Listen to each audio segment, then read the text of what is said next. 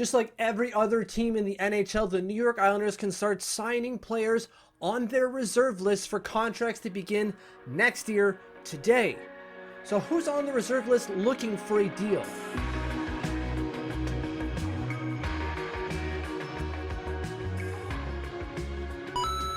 Of course, hit that subscribe button. It helps me grow the channel and reach more people. Also go to Twitter, follow at TLOMitch. That is me. Don't miss any breaking information about Islanders prospects I've yet to cover on the channel. Like I said, the NHL or NHL clubs can start signing players on their reserve list or undrafted unsigned drafted players to contracts to begin next year. That's the 2022-2023 season. Thank you, Cap Friendly, for that information.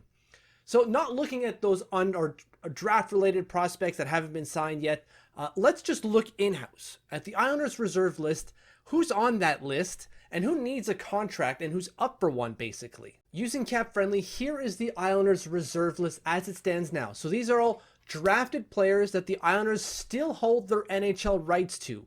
Here's all the players and the date that the Islanders will lose that reserve list status if they do not sign them to an NHL deal. So you got every player there. The ones in red are the ones that expire this year. And those are the players I want to focus on right now because we have time for the other ones. And if you know anything about Lou Lamoriello, it's if you've got time, take it. So let's not look at any of those players who have a blue notion or a blue date, right? So anyone like Tristan Lennox, Alex Jeffries, so on and so forth, forget about them for now. Let's just focus on the guys with a red date.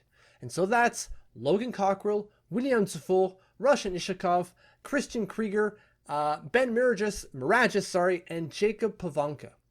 Who in this list are the Islanders going to sign? Well, when it comes to the New York Islanders, probably all of them. Lou Lamoriello does not like to give up prospects, which is a good thing, right? Like, you drafted these guys, might as well see what they've got. Unless, like, some terrible things happen or you realize that they're just not a good player. So going through that list from top to bottom, alphabetical order, Logan Cockrell having a better year this year, at least in the second half of it. BU's on the rise and he's leading as their captain. Already on that merit alone, he wears a C on his jersey. He's probably going to get signed by the Islanders, right? They love to sign captains. He's a captain. He's doing well. I would imagine they sign him. Then you've got William Dufour. Do I really need to answer that?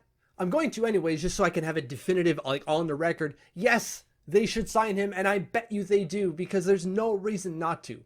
Right? Remember when Felix Bibeau was still a prospect, had a really good year at the QMJHL level, and we're all kind of like, well, I don't know if they're actually going to sign him.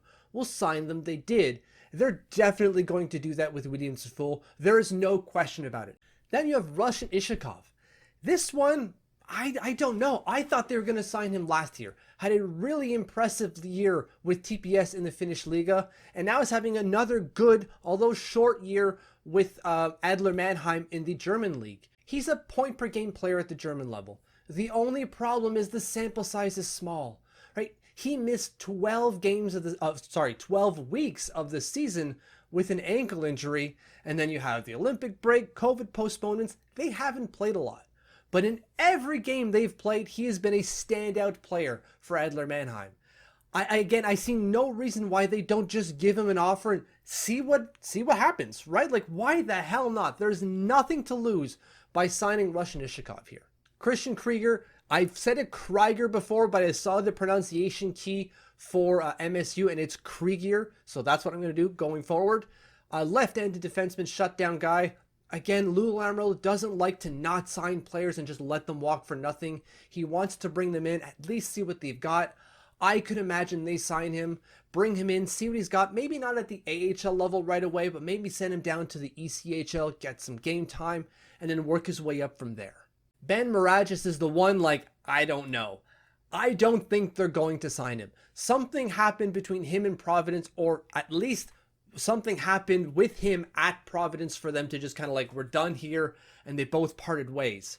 What happened exactly is still unknown. There are a number of theories out there. Nothing is concrete. He hasn't been signed yet. He's not playing anywhere else. I have a hard time seeing the Islanders sign him. I don't think they're going to sign him, and he's just going to become a UFA. Last one is Jacob Ivanka. one of the 3 confusing captains for Notre Dame. Really, really good face-off man. Like an insane face-off. He's really, really good at face-offs. But he doesn't put up a whole lot of points, so he doesn't stand out.